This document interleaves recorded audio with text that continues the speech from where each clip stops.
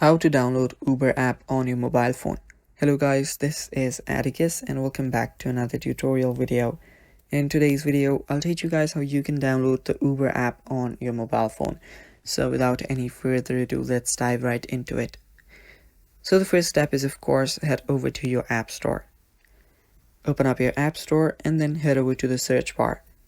Now all you need to do is search for Uber. It spells out UBER, and then search for it. Now there are different apps for Uber, such as Uber Driver, Uber Eats. So do not get confused. Uber is request a ride. So tap on it and then you'll see an option right here called install instead of update. Now I already have the app, so it is showing me update option. All you need to do here is tap on the install option like this and it should start downloading. So yeah, it's basically that simple. Now after the download completes, you can use your Uber app, and that is basically all for this video as well. Thanks for watching guys. Stay tuned for more upcoming tutorial videos, and bye bye, take care.